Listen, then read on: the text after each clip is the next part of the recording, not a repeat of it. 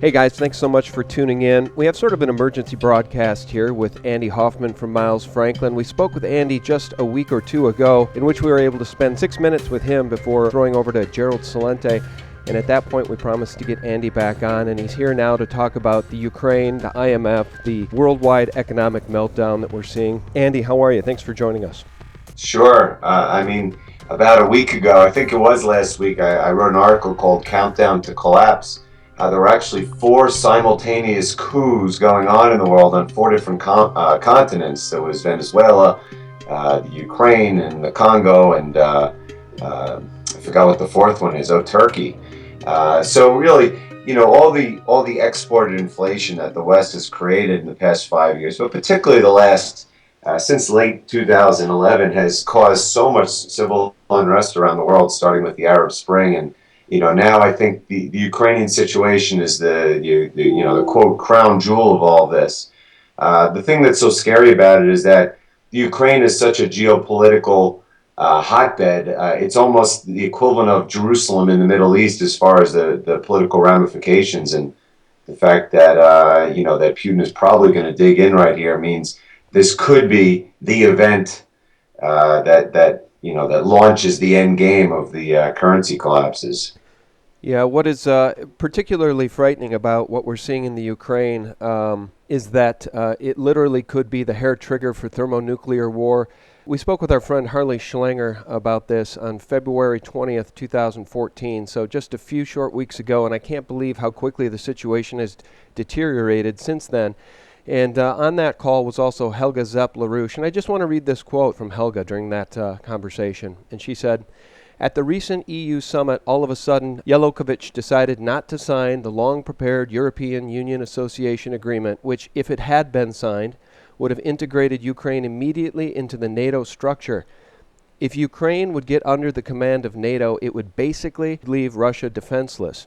Therefore, one has to see this present development around Ukraine as part of the eastern expansion of NATO, which started after the collapse of the Soviet Union, despite the fact that promises had been made that there would be no eastern expansion. And that promise was broken." The biggest point here is that if Ukraine falls into NATO control, Russia is defenseless. And that's why this situation truly is a hair trigger for thermonuclear war. It's very, very scary. And then we see headlines like this one from Bloomberg. Ukraine seeks IMF rescue as gunmen storm Crimea assembly. We posted that just the other day, and my comment was, isn't it interesting to see Bloomberg frame up the IMF as, quote, rescuers, and the protesters are gunmen. It's a strange world, bankster-controlled world we live in, and they're going to take us right to the brink of World War III. Yeah, I did some emergency research this weekend on the Crimea. There was a great interview with Paul Craig Roberts, who obviously understands these things a little better. And just generally, you read about it and you realize, look, the Ukraine is the only warm water port that the Russians have in the western part of their country. It's the only one. Of course, Ukraine is a sovereign nation, but they were only recently sovereign, and they have they've been kind of allied with Russia, so they've been able to use that port. And don't forget that about a third of all of the European natural gas comes from Russia, and of that amount, a third of that comes through the Ukraine through pipelines. So this is an incredibly important economic and political area, and the fact that this country was probably half Russian to start with, and it broke apart just like so many other countries have been doing so. In my view, due to Western inflation that's caused economic collapse, you are seeing the Russians come in, as you would expect, to protect their interests. They've already invaded for the most part with the approval of their parliament, who believes what they're doing is not only justified but legal. And then you hear the usual, the Westerners, the Obamas and Kerrys, and I'm sure shortly the Europeans, although they're going to be a lot more careful given that they need all that natural gas, saying we won't let this happen. But let's face it, we're not talking about Iran here or Iraq. We're talking about, as Mitt Romney said 2 years ago, our greatest geopolitical foe. And they are also, by the way, just as strong as us. And over there, they're stronger. I mean, we can't beat them in a war. Sure, we could drop nuclear bombs on them. They could drop them on us, too. Or what's that going to accomplish? So The fact is, my guess, without being a Stratford type guy, is that Putin is basically going to thumb his nose up at us and say, "I'm doing this because this is the best interest of my country. Come and get me if you want me." And if we're going to, we or the Europeans or anyone else, try to do that, you're absolutely right. The worst case scenario could well unfold. I mean, this is, look, the name of my article today that just went out was called "This is what we do, what we do." We tell people to own physical precious metals to protect themselves against the so many bad things that result from 40 years of money printing. And it could have been anything. It could have been Greece. It could be Venezuela. But right now, it very much looks like the Ukraine is the odds-on favorite for causing, for what will cause the inevitable breakdown of the system. Yeah, and these banksters will not go quietly into this good night. To coin a phrase, I think that what needs to be said about Ukraine is that it's a strategic access point to the Black Sea for Putin and for Sevastopol. Russia. Yeah. Yeah, it just could not be a bigger deal. And these banksters in NATO that want to encircle Russia with this, what they're calling a missile defense shield, which of course Putin sees as an offensive first strike weapon, they are literally going to take us to the brink. So when I say they won't go quietly into this good night, I'm talking about the collapse of this system, which is already baked in the cake. They are not going to give up. And I think, and I've heard others say this, they would prefer to take us to world war than give up their debt-based Ponzi scheme, this monopoly money that they control. They don't want to Yeah. give it up, Andy. And this is really, I don't even think NATO is just the cover. NATO, just like the IMF, is the United States. This is the U.S. against Russia. This is the second Cold War, although, ironically, this could be a hot war. It's about, are we going to be able to maintain our grip on the world? And in this, it's easy to do that when you're talking about Iraq or even Iran for that matter. But over here, that's not the case. And let's face it, in that part of the world, Russia has far more allies than we do. I mean, clearly the Chinese are going to side with them, as are probably most of the BRICS. And for that matter, Germany is the most important nation in Europe. They're the ones getting most of that natural gas. And heck, we won't even give back their gold. So if you're talking about choosing sides, this is not about, like, quote, the good guys against the Russians. This is talking about the powerful Eastern Bloc, which is getting more powerful each day, against the weakening Western Bloc. And of course, as you said, they're going to fight it to the death because it's all about kicking can, trying to preserve the status quo. They have no choice. They literally can't just stand there and let it happen. A, they'll lose face, and B, they'll lose their natural gas and their ability to have allies in strategic places like that. So yeah, they'll fight it to the death. I'm praying that somehow that Putin figures out a way, like in Syria, to get people off his back quietly. But I don't sense that's going to be the case, especially because look, as Bill Holt wrote, the boots are on the ground right now. I mean, they've surrounded and pretty much taken over the Crimea, and it wouldn't take much for something to shut down that gas supply and cause some more troops into the region. I mean, take a look at what oil prices are doing today. I mean, we're talking about a surge of 2% in U.S. oil and almost 3% in European oil to multi-month highs. We haven't had gasoline prices in America, just to pick one place, this high in December, January, February, March, ever. Just wait until we get into the meat of the driving season in a few months if this kind of stuff is going on. I mean, they'll be paying $4 or $5 a gas here in Colorado and $6 or $7 a gas on the east and west coast. Yeah, and it's not hard to imagine a scenario where things melt down here in this country in terms of a food supply shortage issue hitting too because of this California drought. Have you been following this, Andy? I was in California for 3 days recently, and it's extremely scary. These farmers are getting rid of their cattle, their horses. The trees are even brown, and that's really the breadbasket.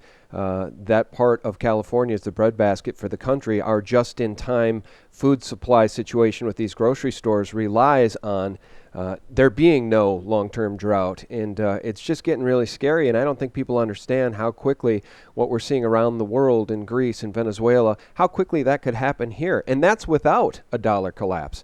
Yes, absolutely. I've been writing about the drought for some time now. They're saying this is the worst California drought in perhaps 500 years, and these things tend to last sometimes for centuries. Remember, California is desert. It wasn't meant to be lived in by millions of people. There's been a lot of irrigation and maybe some lucky rain over the last few decades, but right now this is as low as it's been, the water table and the reservoirs. I have a graph right here that I put in a piece last week showing roughly a third of all the produce grown in America comes from California. I mean, people will be shocked to know that 2/3 of the carrots and a third of the broccoli and 90% of the avocados and broccoli, celery, lettuce of all things, plums, strawberries, you name it, come from California. And it's not just California that's having a drought. In Brazil, they're having a drought of equally epic proportion, perhaps even worse. And I think, I'm looking for the graph, I have it in another chart here, where basically it's like a third of all the world's coffee and soybeans and sugarcane or more come from Brazil as well. So we've had these issues going on with incipient food inflation before the surging oil prices and, God forbid, a war in the Ukraine.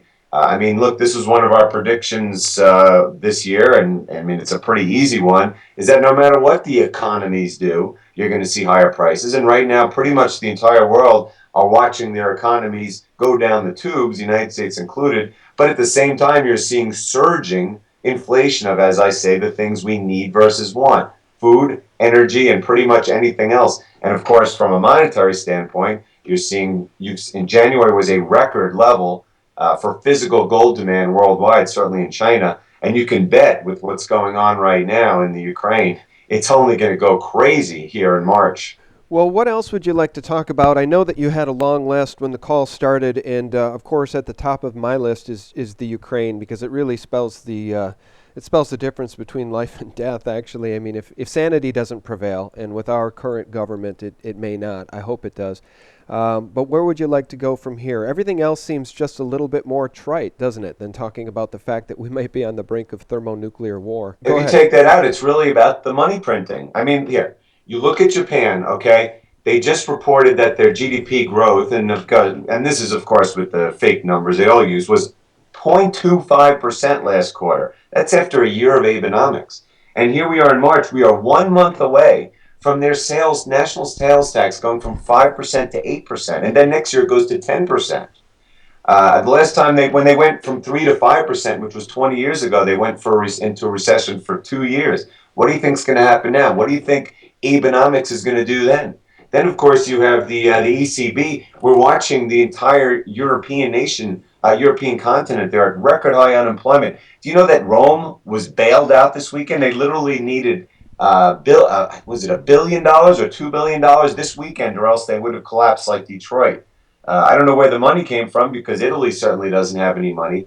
But that's where the entire continent it stands right now. They are going to have to announce this OMT, this outright monetary transaction thing, which until now has just been a threat by Draghi. They're going to announce it sometime in the coming months, and it's going to be a catastrophic issue for inflation.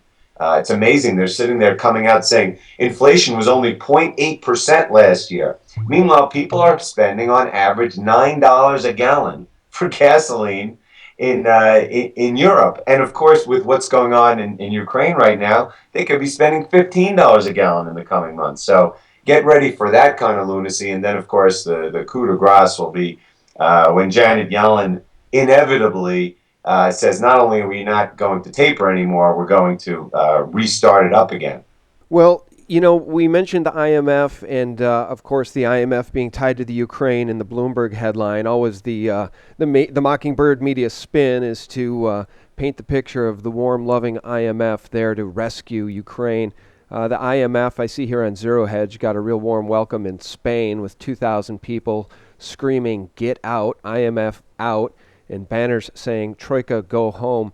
The world is waking up to what these banksters are doing, and I don't know how the people are going to actually take the power back from the banksters, but if world opinion were enough, it seems that the people would have the power back.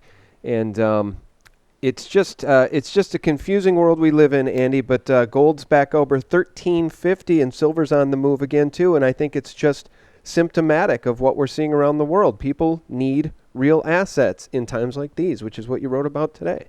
Yes, and people are going to realize soon because this whole manipulation thing is finally going mainstream. It's everywhere. There was another big article this weekend. Was it Reuters or Bloomberg talking about it?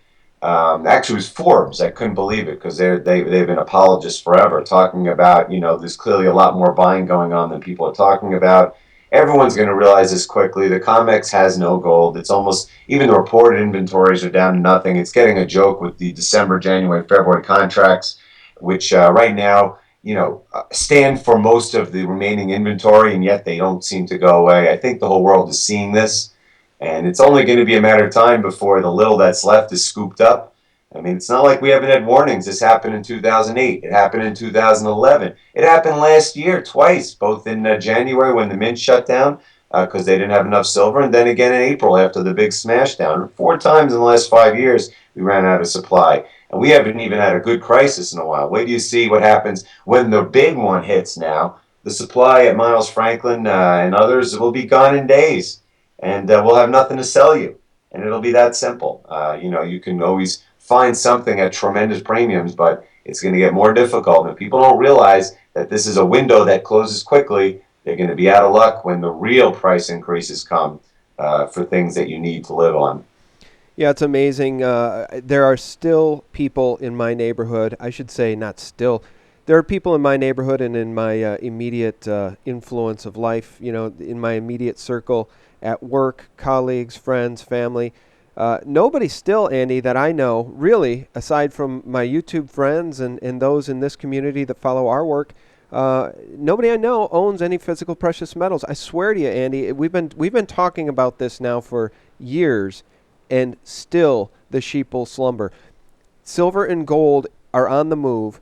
The dollar is eventually going to melt down completely as all the paper currencies melt down, and most of the people who have had all this time to prepare haven't done so. And I'm just still amazed by it. I'm still amazed that people are so slow to wake up. Yeah, well, I mean, it's always after it's now 12 years.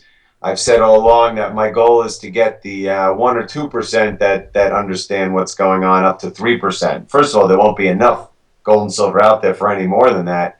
But simply, most people don't have anything, so they just want they can't do anything about it, even if they knew and cared. And the rest are just dumbed down. They'll just listen to whatever they're said. Like I'm sure you'll hear for the next few days. Don't worry, we have it under control. Obama's in charge, and don't worry, Putin will back down. It won't be a material issue anyway. All these things. People said that before 2000. They said that before 2008.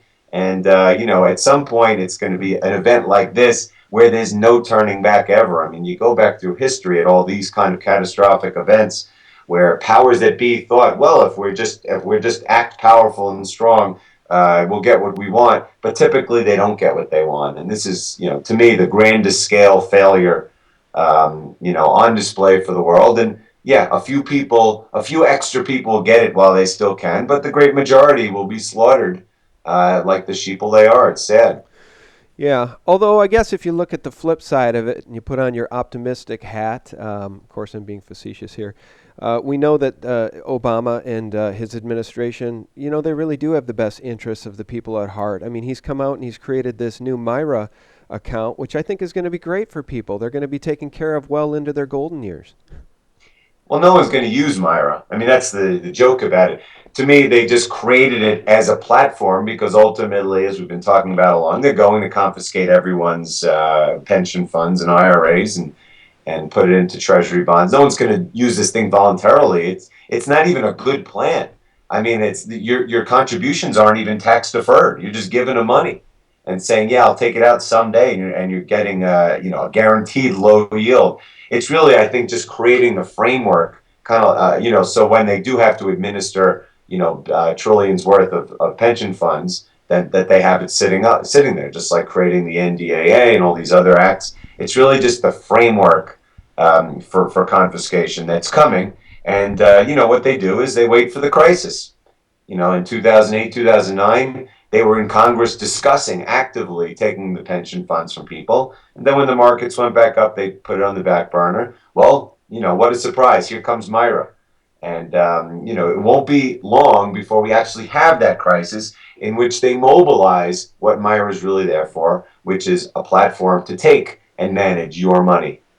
Yeah, and we've done a little reporting too on Myra, and a lot of those in the financial world are saying that it's a legal mess, that it wouldn't even be legal if it were administered by a private organization. But of course, the government, when it turns tyrannical, just does whatever it wants, and it doesn't care. I mean, look at Obamacare. They don't care if it's legal or illegal. They don't care if it's constitutional or unconstitutional. They just do what they want. That's what dictators do. That's what happens when a republic becomes tyrannical. They'll just do whatever they want. Yeah, that's right. I mean, who cares if it's legal? Remember, like with Pelosi's comment about we'll pass it and then find out what's in it. I mean, no one could care less in the government what's legal. And that's the sad thing is that most of the people don't care either. Most of the people have no savings. They have no job. They just want the government entitlements.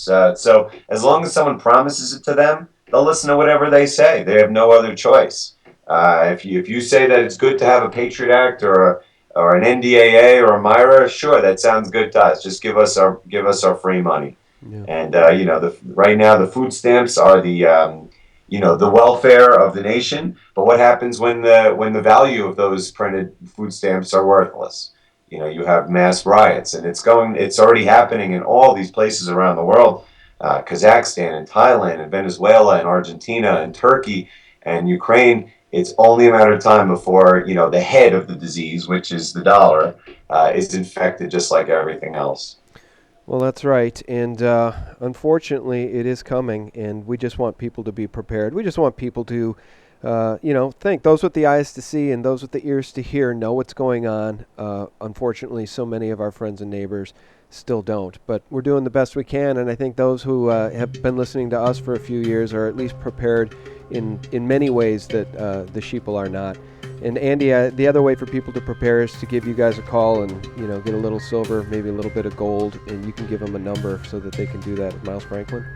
Yeah, it's 800-822-8080. And actually, we are kicking off today our 25th anniversary celebration, which is quite the feat in this very difficult business.